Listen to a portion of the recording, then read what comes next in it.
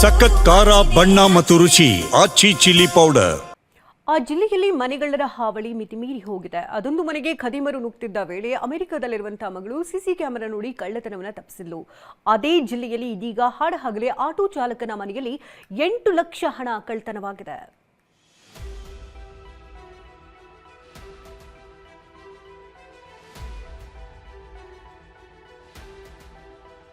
ಬಾಗಲಕೋಟೆಯಲ್ಲಿ ಲುಂಗಿ ಗ್ಯಾಂಗ್ ಕರಾಮತ್ತು. ಹಾಡಹಗಲೇ ಮನೆಗೆ ಕನ್ನ ಹಾಕಿದ ಖದೀಮರು. ಈ ಹಿಂದೆ ಬಯಲುಸೀಮೆ ಬಾಗಲಕೋಟೆಯನ್ನ ಚಡ್ಡಿ ಗ್ಯಾಂಗ್ ಇನ್ನಿಲ್ಲದಂತೆ ಕಾಡಿತ್ತು. ಇದೀಗ ಲುಂಗಿ ಗ್ಯಾಂಗ್ ಹಾವಳಿಗೆ ಜನ ಬೆಚ್ಚಿ ಬಿದ್ದಿದ್ದಾರೆ. ಲುಂಗಿ ಗ್ಯಾಂಗ್ ಹುನಗುಂದ ತಾಲೂಕಿನ ಆಮಿನಗಡ ಪಟ್ಟಣದಲ್ಲಿ ನವೆಂಬರ್ 23ರಂದು ಕಳ್ಳತನಕ್ಕೆ ವಿಫಲ ಯತ್ನ ನಡೆದಿತ್ತು. ಖಾದ್ರಿ ಎಂಬುವರ ಕಚೇರಿ, ಮಂಜು ಹೂಗಾರ ಎಂಬುವವರ ಟೈಲ್ಸ್ ಅಂಗಡಿಯಲ್ಲಿ ಕಳ್ಳತನಕ್ಕೆ ವಿಫಲ ಯತ್ನ ನಡೆಸಿದ್ರು.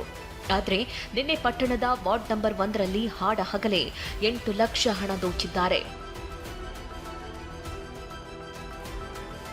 ಆಟೋ ಚಾಲಕ ಸಿದ್ದಪ್ಪ ಹಳ್ಳಿಮನಿ ಎಂಬುವರ ಮನೆ ಕಟ್ಟಿಸುವುದಕ್ಕೆ ಅಂತ 8 ಲಕ್ಷ ಹಣ ಕೂಡಿಟ್ಟಿದ್ರು.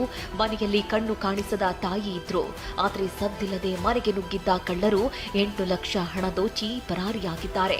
ನಿನ್ನೆ ಅಮೀನ್ಗಢ ಪೊಲೀಸ್ ಸ್ಟೇಷನ್ ವ್ಯಾಪ್ತಿಯಲ್ಲಿ 3 ಜನ ಸಸ್ಪೆಕ್ಟ್ ಸಿಸಿಟಿವಿ ಕ್ಯಾಮೆರಾ ಗೊತ್ತಾಗಿದೆ. ಈ 3 ಜನ ಲುಂಗಿ ಹಾಕೊಂಡು ಮತ್ತೆ ಶರ್ಟ್ ಹಾಕೊಂಡು ಮತ್ತೆ ಅವರ ಮುಖ ಮೇಲೆ ಮಾಸ್ಕ್ ಹಾಕೊಂಡು 4-5 ಮನೆ ಹತ್ತಿರ ವಾಚ್ ಮಾಡಿದ್ದಾರೆ ಮತ್ತು ತಿರುಗಾಡಿದ್ದಾರೆ. ಬಗ್ಗೆ ಹೆಚ್ಚಿನ ಗಮನ ಇಡ್ತಾ ಇದ್ದೀವಿ. ಎಲ್ಲ ಕಡೆ ನಾವು ಚೆಕ್ ಪೋಸ್ಟ್ ಸ್ಟಾರ್ಟ್ ಮಾಡಿದ್ದೀವಿ. ಈ ಕೇಸಲ್ಲಿ ಕೂಡ ಯಾರು 3 ಜನ ಇನ್ವಾಲ್ವ್ ಆಗಿದ್ದಾರೆ ಅವರು ಆದಷ್ಟು. ಈ ಹಿಂದೆ ಅಂದ್ರೆ ಆಗಸ್ಟ್ 27ರಂದು ಚಡ್ಡಿ ಗ್ಯಾಂಗ್ ಮುಧೋಳ ಜನರ ನಿದ್ದೆ ಕೆಡಿಸಿತ್ತು. ಸಿದ್ದರಾಮೇಶ್ವರ ಕಾಲೋನಿಯಲ್ಲಿ ನಿವೃತ್ತ ಇಂಜಿನಿಯರ್ ಹನುಮಂತಗೌಡ ಎಂಬುವವರ ಮನೆಯಲ್ಲಿ ಕಳ್ಳತನಕ್ಕೆ ಹೊಂಚು ಹಾಕಿತ್ತು. ಮನೆಗೆ ಅಳವಡಿಸಿದ್ದ ಸಿಸಿ ಕ್ಯಾಮೆರಾದಲ್ಲಿ ಕಳ್ಳರ ಚಲನವಲನ ಸೆರೆಯಾಗಿತ್ತು. ಅಮೆರಿಕಾದಲ್ಲಿ ಕೂತಿದ್ದ ಮಗಳು ಶ್ರುತಿ ಅಚಾನಕ್ಕಾಗಿ ಸಿಸಿ ಕ್ಯಾಮೆರಾ ನೋಡಿ ಅಲ್ಲಿಂದಲೇ ಫೋನ್ ಮಾಡಿ ಕಳ್ಳತನ ತಪ್ಪಿಸಿದ್ರು. ಆದರೆ ಅದೇ ಹಿಂದಿನ ದಿನ ಬೇರೊಂದು ಮನೆಯಲ್ಲಿ ಚಡ್ಡಿ ಗ್ಯಾಂಗ್ 26 ಲಕ್ಷ ಮೌಲ್ಯದ ಚಿನ್ನಾಭರಣ ಮಂಗಮಾಯ ಮಾಡಿತ್ತು.